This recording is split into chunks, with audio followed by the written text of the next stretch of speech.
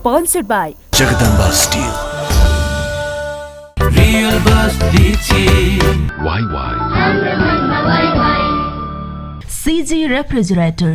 Prime ब्लेडबाट बनेको शाखाको टोर स्टिल र टिएमटी छड्नै प्रयोग गरौँ। I can do different nail art instantly. किनकि मसँग छ new look nail polish remover.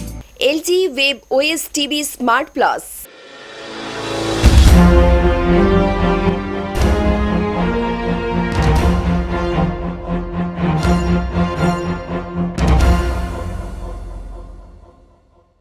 Accuracy balance credibility यो हो एबिसी टेलिभिजन। म राजन पौडेल। कार्यक्रम हो अपरेसन बिग न्यूज। सत्य समाचार खोज्ने, तथ्य प्रस्तुत गर्ने र प्रस्तुतिलाई सन्तुलित बनाउने हाम्रो प्रतिज्ञा हो। यही प्रतिज्ञा पूरा गर्ने खरो प्रयास हो अपरेसन बिग न्यूज। जनसरकारका हरेक विषयलाई हामी बिग न्यूज बनाउँछौँ र हरेक बिग न्यूजको अन्तर्कथा खोज्दै दर्शकका अगाडि अपरेसन गर्छौँ। फरक समाचार र गहिरो समाचार दिने हाम्रो प्रयास निरन्तर जारी छ। विश्व इतिहासमा नेपाली समाज सबैभन्दा छिटो परिवर्तन भइरहेका समाजमध्ये अगाडि नै छ। नेपालको राजनीतिक परिवर्तनको गति पनि ढिलो छैन। जनताले कहिले शान्तिपूर्ण त कहिले हिंसात्मक सङ्घर्ष गर्दै आएका छन्, समाज र राज्यलाई आमूल परिवर्तन गर्ने लक्ष्यका साथ। 2.5 दशक अघि निरङ्कुश राजतन्त्र विरुद्ध जनआन्दोलन गरेका जनता 2052 देखि जनयुद्धमा उत्रिए त्यही लक्ष्य प्राप्त गर्न। फेरि 2062-63 सालमा दोस्रो ऐतिहासिक जनआन्दोलन भयो जनयुद्धको फलमा। पहिलो 11 वर्ष भीषण युद्धको बीचबाट देश गुज्रियो। दोस्रो 9 वर्षले शान्ति, सहमति, सहकार्य, फेरि असहमति र असहिष्णुता, अनि फेरि सहमति र सहकार्यको बीचबाट संविधान लेखनको कार्यभार पूरा गर्यो। यो बीचमा जनताको पक्षमा लडेको भनिएको माओवादी पार्टी टुक्रा टुक्रा भयो, छिया छिया भयो। विभाजनको पीडा सिङ्गो देशले भोग्न बाध्य भयो। जनयुद्ध र जनआन्दोलनका उपलब्धि खुम्चाएरै भए पनि नयाँ संविधानसम्म जारी भयो। धेरै हन्डर खाइसकेपछि अहिले फेरि एकपटक माओवादी पार्टीहरू बीच एकताको चर्चा चलेको छ। माओवादी नेता, कार्यकर्ता, समर्थक, शुभचिन्तकहरू पार्टी एकता भएको हेर्न चाहन्छन्। नेताहरूमा इगो घटेमा एकता हुन नसक्ने अब कुनै कारण छैन। तर फागुन 1 गते नै पार्टी एकताको सन्देश दिन नसके पनि के एकताको सकारात्मक दिशा अगाडि बढ्न सक्ला? यही प्रश्नको उत्तर खोज्दैछौँ आजको बिग न्यूजमा। फागुन 1 गते अर्थात् शनिबार माओवादी आन्दोलनको 20 वर्ष पुग्दैछ। 2052 साल फागुन 1 गते तत्कालीन व्यवस्था विरुद्ध युद्धमा होमिएको माओवादी विभिन्न चरणहरू पार गर्दै अहिले मूलधारको शान्तिपूर्ण राजनीतिमा छ। तर मूलधारमा होमिएपछि हालसम्मकै सबैभन्दा ठूलो विभाजनको पीडा पनि माओवादीले नै बेहोर्नु परेको छ। यही बीचमा फेरि एकपटक माओवादी वृत्तमा पार्टी एकताको व्यापक चर्चा चल्न सुरु भएको छ।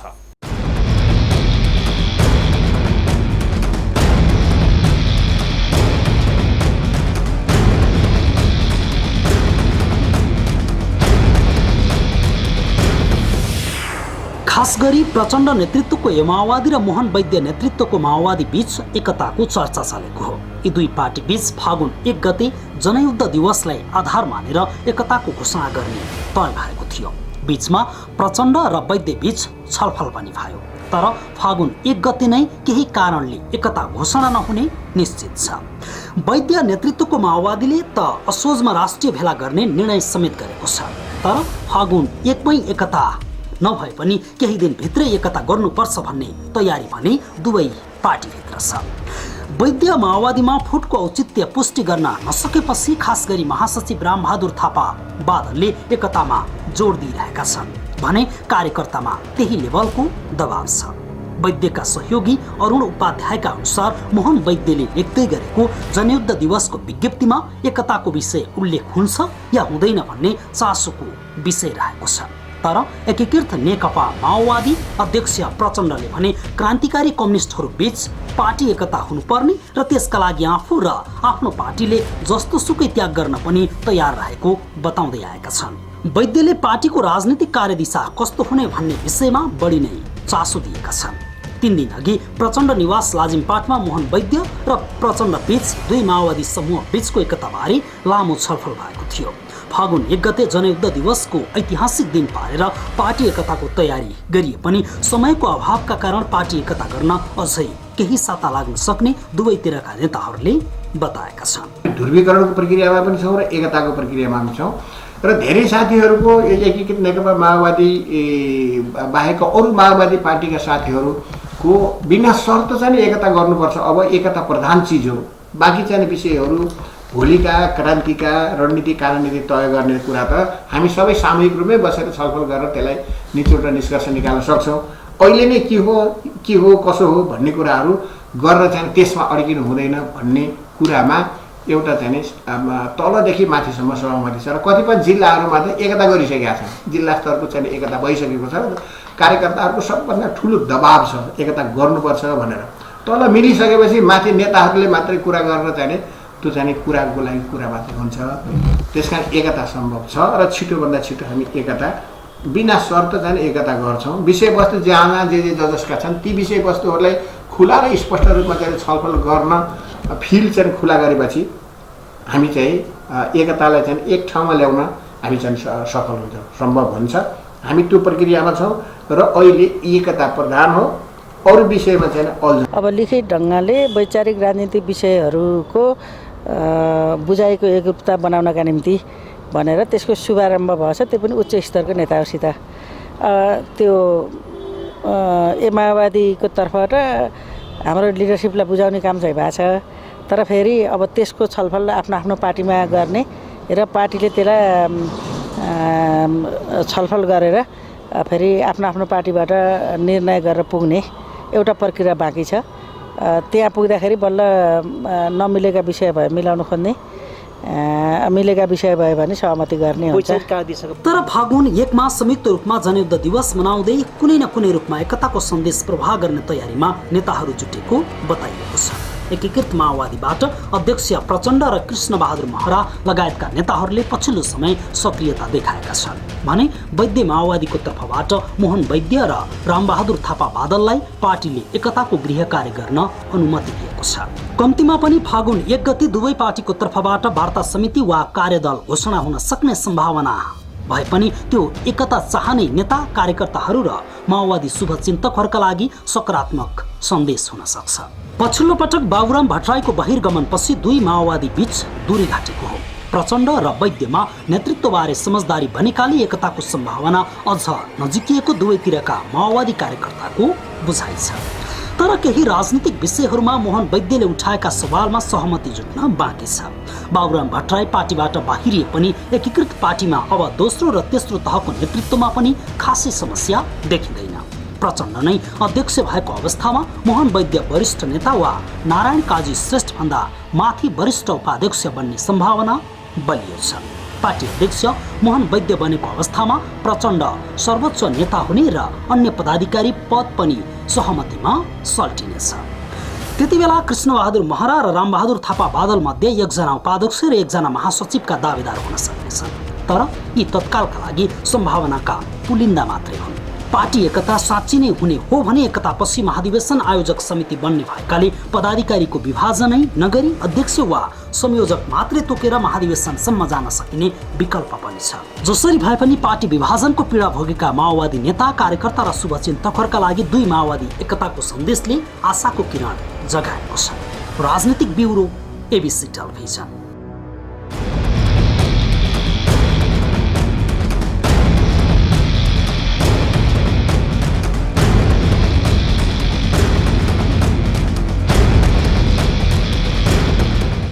प्रतिक्रियावादी राज्य सत्तालाई ध्वंस गर्दै नयाँ जनवादी क्रान्तिको दिशामा अघि बढौं, यही नाराका साथ तत्कालीन नेकपा माओवादीले 2052 फागुन 1 गतेबाट जनयुद्धको घोषणा गरेको थियो। माओवादीले युद्धका 11 वर्षको बीचमा धेरै सफलता प्राप्त गर्यो। कमजोर संगठनलाई आधुनिक हतियारले सुसज्जित सेनाको साथमा बलियो बनायो। कतिपय कमजोरीका बावजुद जनताका पक्षमा आवाज उठायो र तत्कालीन राज्यलाई हाइलकाइल बनाउँदै सेनासँग आम्ने सामनेको युद्ध लड्न सक्ने हैसियत बनायो। तर युद्धबाट शान्ति प्रक्रियाको मूलधारमा प्रवेश गरेको माओवादी आफैमा वैचारिक रूपान्तरण हुनबाट भूल गर्यो। पार्टी टुक्रा टुक्रामा विभाजित भयो, शक्ति क्षयीकरण भयो। विभाजनको 3 वर्ष पीडापछि अहिले फेरि एकपटक एकताको सकारात्मक प्रयास हुन थालेको छ। तर पार्टी एकता हुनका लागि के हडलहरू कायमै छन्? रिपोर्ट देखाउने छौं एकैछिनको ब्रेकपछि।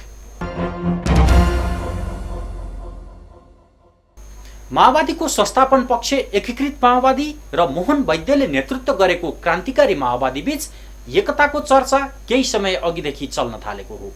दुई पार्टीको नेतृत्व बीचमा धेरै पटक पार्टी एकताबारे छलफल भइसकेको छ।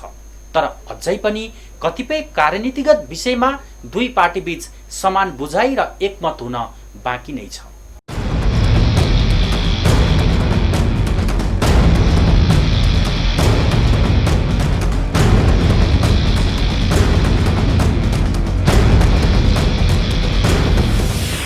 दुई माओवादी बीचको एकताको आधार के हो त? यति बेला चासोको विषय यही हो। वैद्य नेतृत्वको माओवादीले पछिल्लो समय केही विषयलाई एकताको आधारको रूपमा प्रस्तुत गर्दै आएको छ। नेपाली समाजमा वर्ग विश्लेषण कसरी गर्ने भन्नेमा दुई पार्टी बीच विमति छ। अहिलेको नेपाली समाज पुँजीवादी हो कि सामन्तवादी, यसबारे पनि एकमत छैन दुवै माओवादीका बीचमा। वैद्य माओवादीको भनाइलाई आधार मान्ने हो भने अहिलेको राज्य सत्ताको चरित्र दलाल, पुँजीवादी एवं नोकरशाही हो। तर यो माओवादी भने पुँजीवादी जनवादी क्रान्तिको कार्यभार पूरा भएको र समाजवाद स्थापनाका लागि पर्नुपर्ने निष्कर्षमा छ। धेरै विमतिका विषयहरूलाई समाधान गर्दै धेरै नजिक पुगेका छौँ। प्रथम त संविधानलाई हेर्ने दृष्टिकोण, दोस्रो कुरा हामीले समाजवादी क्रान्तिको चरणमा जनवादी क्रान्तिका बाँकी कार्यभार पूरा गर्दै समाजवादी क्रान्तिको रणनीति र कार्यनीति अन्तर्गत हामी अगाडि जाने भनेर यो निर्णय गरिसकेका छौँ र यो चाहिँ हाम्रो सोच छ। यो बारेमा पनि अलिकति होइन, यो चाहिँ अब यो क्रान्ति जनवादी क्रान्तिकै चरणमा छौँ भन्ने उहाँहरूको चाहिँ अलिकति सोच छ। दुईटै विषय हो। तेस्रो विषय संविधानलाई हेर्ने एउटा विषय, संविधानकोलाई कसरी हामीले लिने, संविधान सभा संविधानलाई कसरी लिने भन्ने कुरा छ। नेपालमा खास गरेर माओवादी जनआन्दोलन मार्फत अगाडि बढेको नेपाली क्रान्ति कहाँनिर पुग्यो र त्यसलाई चाहिँ विजयमा अगाडि बढ्ने स्टेपहरू के हुन् भन्नेमा हाम्रो थोरै बहस, आफ्ना ठाउँमा बहस भएको, हाम्रो संयुक्त होइन, आफ्ना दस्तावेजमा आफ्ना त्यसमा नयाँ जनवादी क्रान्ति पुरा भयो अथवा त्यसका केही कार्यभार बाँकी छन् भनेर नयाँ जनवादी क्रान्ति अझै पुरा भएन नि भन्नेमा को बहस हो।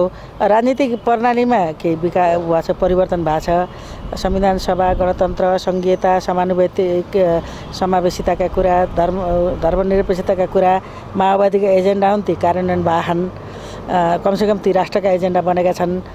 कार्यान्वयनका तहमा ती अझ केही विषय बहस विवाद छ, सिङ्गो राष्ट्रिय आन्दोलनमा पनि छ। तर फेरि राज्य संरचना चाहिँ, राज्य संयन्त्र चाहिँ यथास्थितिवादी छ। त्यसैले त्यो राज्य यथास्थितिको राज्य संरचनामा परिवर्तन गरेर नयाँ जनवादी राज्य सत्ता स्थापना गर्ने सबै माओवादीहरूको रणनीतिक लक्ष्य हो। त्यसैले त्यसको बुझाइमा एकरूपता पुरा गर्ने र अनि समाजवाद साम्यवादको ध्येयमा पुग्ने नै हाम्रो हिजो एकै ठाउँ हुँदा हाम्रा तिनै सिद्धान्त थिए, अहिले छुट्टै हुँदा थोरै बुझाइका समस्या हुन् र त्यहाँनिर एकरूपता कायम गर्दाखेरि चाहिँ एकता हुन सक्छ। संविधान सभाले बनाएको नयाँ संविधानको व्याख्या कसरी गर्ने भन्नेमा पनि दुई माओवादी बीच मत भिन्नता समाप्त भएको छैन।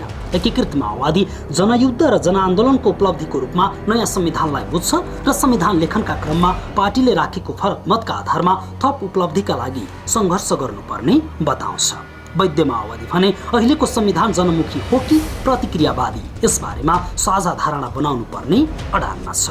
संविधानलाई स्वयं हामी पनि यो पुरै चाहिँ जनवादी संविधान हो, यो चाहिँ समाजवादी संविधान हो भनेर एकीकृत नेकपा माओवादीले नै भनेको छैन। यसमा के प्रगतिशील चरित्रहरू छन्, यसैको धरातलमा टेकेर अहिलेसम्मका आन्दोलनका उपलब्धिहरूलाई संस्थागत गर्दै यही धरातलमा टेकेर अगाडि जाने कुरामा हामी छलफल गरेर जान तयार छौँ भनेर हामी भनेका छौँ। त्यसमा पनि हाम्रो चाहिँ अब बुझाइमा एकरूपता कायम गर्नको लागि हामी धेरै नजिक भइराखेका छौँ। र अर्को विषय मैले अगाडि नै भने, हामी कुन चरणमा, क्रान्तिको कुन चरणमा छौँ त भन्ने कुरामा यो समाजवादी क्रान्तिको चरणमा हो अथवा हामी समाजवादी क्रान्तिको चरणबाट हामी अलिकति अगाडि बढेको अवस्था हो। अब समाजवादी क्रान्ति नयाँ जनवादी क्रान्तिका कार्यभारहरू पुरा गर्दै समाजवादी क्रान्तिमा अगाडि जाने चरण हो भन्ने कुरामा हामी चाहिँ त्यसैमा चाहिँ छलफल हुन् र यसलाई चाहिँ हामीले बिचको बाटो अब ठिक्क बिचको बाटो चाहिँ हामीले अपनाएर अगाडि जानुपर्छ भन्ने कुरामा हामी स्पष्ट छौँ। संविधानमा हामी मूलत हामी माओवादीको एजेन्डा हो त्यो, तर फेरि संविधान लेख्ने प्रक्रियामा पनि सबैको हाम्रो सहभागिता हुन सकेन र मूल चिज हाम्रो सहभागिता भयो कि भन्दा संविधान कस्तो भन्ने कुरा, संविधानले केही कुरा जस्तो गणतन्त्रका, सङ्घीयताका, समावेशिताका, धर्मनिरपेक्षताका जस्ता कुरा विषय जे समावेश गरेको छ त्यो ठिकै छन्। अझ कार्यान्वयनको तहमा त ती हेर्न बाँकी छन्। सङ्घीयता अहिले पनि विवाद र बहसमा छ, कस्तो सङ्घीयता, कति सङ्घीयता भन्ने। त्यसपछि राज्य संयन्त्रको सिङ्गो मतलब रूपान्तरण गर्ने कुरा, परिवर्तन गर्ने कुरा चाहिँ त्यो भएको छैन। त्यसैले जति भएको छ त्यसलाई स्वीकार्ने कुरा हुने भयो, नभएको कुरालाई चाहिँ अब आन्दोलनको विषय बनाएर जाने विषय बन्दाखेरि चाहिँ हाम्रो सायद बुझाइको एकरूपता नै हुन्छ। यो सँगै महत्त्वपूर्ण प्रश्न भनेको अबको क्रान्तिको स्वरूप वा मोडेलकै हो। भावी क्रान्तिको कार्यदिशाबारे स्पष्ट धारणा बनाउनु पर्ने वैद्यको पुरानो माग कायमै छ। यी विषयहरू समाधान हुने अवस्थामा दुई माओवादी एकता असहज देखिँदैन। यस बीचमा विभिन्न समूहमा विभाजित माओवादी दलहरूलाई एकताबद्ध हुन माओवादी एकता अभियानले आह्वान गरेको थियो। अभियानका तर्फबाट शान्ता श्रेष्ठ, प्राज्ञा डाक्टर गोपाल सेवाकोटी, दिपेन्द्र रोकाया, बोर्णबहादुर कार्की, अमन श्रेष्ठ, डाक्टर अष्टमान केसी, महर्जन लगायतले संयुक्त वक्तव्य जारी गर्दै आगामी फागुन 1 गते माओवादी जनयुद्ध दिवसको ऐतिहासिक अवसरलाई उपयोग गर्न माओवादी पार्टी सक्षम हुनेछन् भन्ने आशा व्यक्त गरिएको छ। माओवादी आन्दोलन विभिन्न कारणले विभाजन हुँदै विघटनको अवस्थासम्म पुगेकाले माओवादी पार्टीबीच वैचारिक रूपमा एकता आवश्यक रहेकामा सबैको एकमत रहेको छ। अभियानले माघ 1 देखि 20 गतेसम्म माओवादीका शीर्ष नेतासँग भेटघाट र माघ 22 गति सबै दलका नेताको सहभागितामा अन्तर्क्रिया समेत गरिसकेको छ।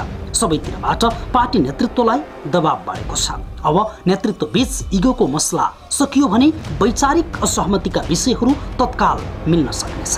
माओवादीहरू बीचको एकता आवश्यक मात्र नभएर अनिवार्य भएको नेता कार्यकर्ता र शुभचिन्तकको बुझाइलाई दुई पार्टीको नेतृत्वले कसरी विश्लेषण गर्छ, त्यही आधारमा एकताको सन्देश सम्प्रेषण हुनेछ। राजनीतिक ब्युरो, एबिसी टेलिभिजन।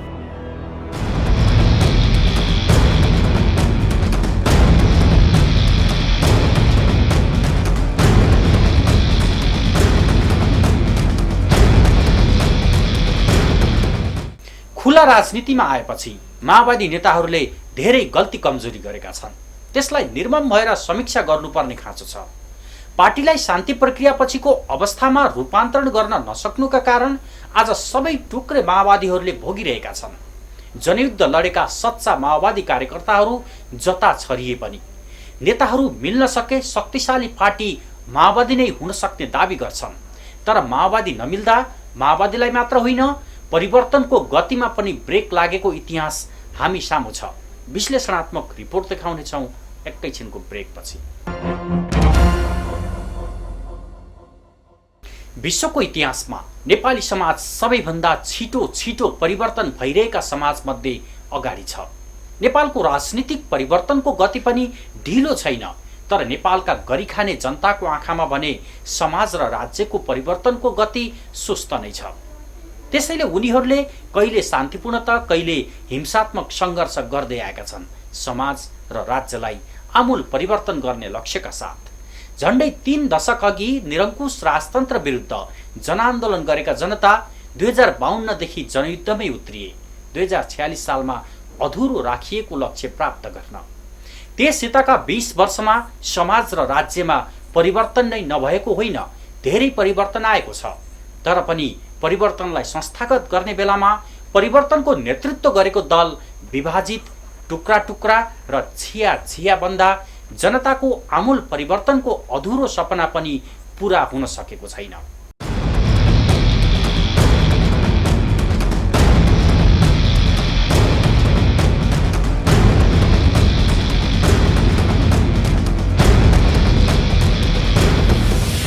त्यसो त नेकपा माओवादीले सुनियोजित रूपमै जनयुद्ध थालेको थियो। सामन्त वर्ग र अरू अधिकांश वर्ग बीच रहेको द्वन्द्वलाई तेज पारेको थियो नयाँ जनवादी क्रान्तिका सपना पुग्दै वर्ग बीचको पुरानो द्वन्द्वसँगै समाजका सबै खाले अन्तर विरोधलाई उजागर गर्दै जनयुद्धको आगो दन्काएको थियो। 2052 सालमा जनयुद्ध सुरु भएपछि गाउँ-गाउँमा रहेको सामन्ती समाजको पुरानो घर भत्कियो र जाति, भाषा, धर्म, लिङ्ग र क्षेत्रका नाममा रहेका उत्पीडन पनि धर्मरायो। दलित र गैर दलितको सम्बन्ध पनि उस्तै रहेन जस्तो जनयुद्ध भन्दा अघि थियो। त्यसकै फलस्वरूप सामन्ती समाज खुकुलिएको थियो। क्रमिक रूपमा जारी पुँजीवादीकरण सँगसँगै नेपाली समाज पुँजीवादतिर अगाडि बढ्ने अनि राज्य मात्रै सामन्ती राजतन्त्रमा अडिने भन्ने कुरै भएन। गाउँ-गाउँमा जनयुद्धले सामन्तवादको हाँगा छिमल्ने र सहरमा पुँजीवादले सामन्तवादको जराउ खेल्ने हो। यही दोहोरो आक्रमणका कारण राज्यमाथि हावी रहेको राजतन्त्र ढल्ने सुनिश्चित भयो। राजतन्त्र ढल्यो। 2062 सालको 12 बुँदे समझदारीदेखि 2063 सालको जनआन्दोलन, अन्तरिम संविधानको निर्माण, वाम प्रजातान्त्रिक सरकारको स्थापना यसकै कटी हुन्। राजतन्त्रले संसदीय दलहरूलाई मुसा खेलाए झैँ खेलाए पनि शाही सैनिक शासन थोपरेपछि पनि अन्तमा टिक्न नसक्नु र जनआन्दोलनपछि राजतन्त्रै फ्याँकिनु यस अर्थमा अनौठो होइन। तर जनयुद्धको जगमा 2062-63 को जनआन्दोलन सम्पन्न भएपछि पनि जनयुद्धका उपलब्धिहरू संस्थागत हुन नसक्नु दुर्भाग्य सम्झिन्छन् जनयुद्धमा लाग्नेहरू। यो बीचमा पटक पटक सरकार परिवर्तन हुँदै आयो। जनताले जनताको पक्षमा लेख्ने भनिएको संविधान पनि थोरै उपलब्धिलाई स्वीकार गर्दै जारी भयो। तर राज्य सत्ताको प्रकृतिमा भने खासै फेरबदल आउन सकेन। राज्य सत्तामा सम्भ्रान्त शासक वर्गको हालिमुहाली पछिल्ला दिनमा झन बन्न थालेको छ। जनताले आफ्नो संविधान आफै लेख्ने लक्ष्यसहित ठूलो माथा पछिका बीचमा 2064 सालमा गरिएको संविधान सभा निर्वाचनबाट गठित संविधान सभाले जनअपेक्षा अनुरूप समयमा संविधान दिन नसक्नु अर्को दुर्भाग्य हो। ढिलाइ हुँदा परिवर्तनका लागि लडेको शक्तिको शक्ति क्षयीकरण हुँदा ढिलै भए पनि जारी भएको संविधान पुरै जनपक्षीय बन्न सकेन। राज्य सत्तामा कस्मेटिक परिवर्तन त भयो, धेरै फेरबदल आउन सकेन। जति उपलब्धि हासिल भयो त्यसैलाई पनि संस्थागत गर्ने चुनौती अहिले छ र यो चुनौतीको सामना माओवादी शक्तिले नै गर्नुपर्ने निश्चित छ। संविधान जारी गरेको अभियोगमा दक्षिणी छिमेकीले नाकाबन्दी लगाएर देशलाई तहस नहस बनाइदिएको छ। संविधान जारी गर्नमा मुख्य भूमिका निर्वाह गरेको जनयुद्धको संस्थापन पक्ष एकीकृत माओवादी र यसको नेतृत्वलाई कमजोर बनाउने, थप फुट ल्याउने काम समेत यही बीचमा भएको छ। पक्कै पनि नयाँ जनवादी क्रान्तिको लक्ष्यसहित जनयुद्ध भएको थियो। एउटा कालमा सशस्त्र सङ्घर्ष न हार न जितको गतिरोधमा फसेको थियो। हो, त्यही बेला शान्तिपूर्ण क्रान्तिको सम्भावनातिर डोराइएको थियो जनयुद्धलाई। संविधान सभा मार्फत नयाँ संविधान, लोकतान्त्रिक गणतन्त्रको स्थापना र राज्यको रूपान्तरणको अधुरो अपेक्षा त्यसकै परिणति हो। जनयुद्धको एउटा मोडको रूपमा अभिव्यक्त भएको थियो 2062-63 को जनआन्दोलन र त्यसकै निरन्तरतामा शान्ति प्रक्रिया, संविधान लेखन र राज्यको रूपान्तरणको प्रयास जारी रह्यो। शान्ति प्रक्रिया पछिका वर्षहरूमा शान्ति प्रक्रियाको काम सेना समायोजन बाहेक अरू पुरै बाँकी छ। संविधान लेखनको मुख्य जिम्मेवारी सकिएको छ, तर यसभित्रको असन्तुष्टि आम जनताका सामु छर्लङ्ग छ।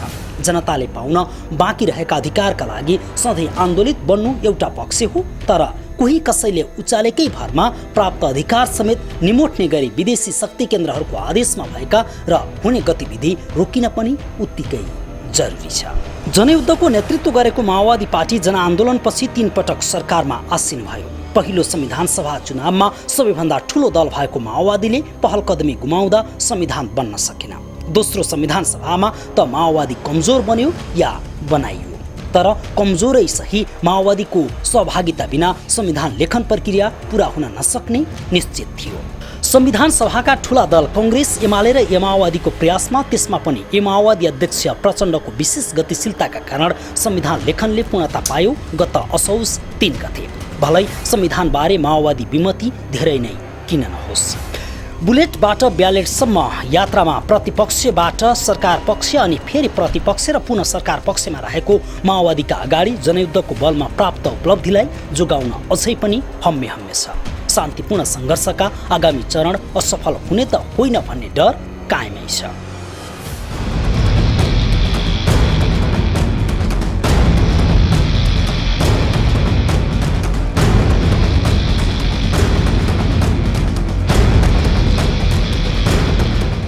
संविधान लेखनको राजनीतिमा अग्रगमन र पश्चगमन बीच आम्ने सामनेको लडाईँ भयो। अग्रगमन पक्षधरहरू कमजोर भएको अवस्थामा राज्य सत्तालाई पुरानै गतिमा फर्काउन चाहनेहरूको बोलवाला भयो। यसको प्रत्यक्ष प्रभाव संविधान लेखनमा पर्यो। कैयौं विमतिका बीच नयाँ संविधान जारी भयो। माओवादी नेतृत्वले फेरि पनि गम्भीर भएर सोच्न जरुरी छ, आफूहरू कमजोर भएपछि मात्र यो अवस्था आएको हो भनेर। यदि माओवादी टुक्रा टुक्रामा विभाजित हुँदैन थियो भने, यदि क्षणिक जित र विजयबाट उन्मादी बन्दैन थियो भने, यति बेला देशको शासकीय स्वरूपमा परिवर्तन भइसकेको हुने थियो, राज्यको रूपान्तरण अगाडि बढिसकेको हुने थियो। धेरै गल्ती भए पहिला। माओवादी नेतृत्वले अब त गम्भीर भएर सोच्नुपर्छ, फेरि एक हुनुपर्छ र जनयुद्धको उपलब्धिलाई जोगाउन र संस्थागत गर्नका लागि अन्तिमसम्म राजनीतिक बल प्रयोग गर्नैपर्छ। सक्दो प्रयत्न गर्दा पनि सुधारको प्रक्रियालाई रोक्ने प्रतिगामी काम जारी राखियो भने त जनसङ्घर्ष गर्न कसले छेक्न सक्छ र? अपरेसन आ सकिन्छ। भोलिहरुको बिग न्यूजको अपरेसन गर्नेछौँ। गाउँ शहर र दुनियाँ बिउझाउने हाम्रो अभियान जारी छ। तपाई एबीसी टेलिभिजन हेर्दै गर्नुहोला। नमस्कार।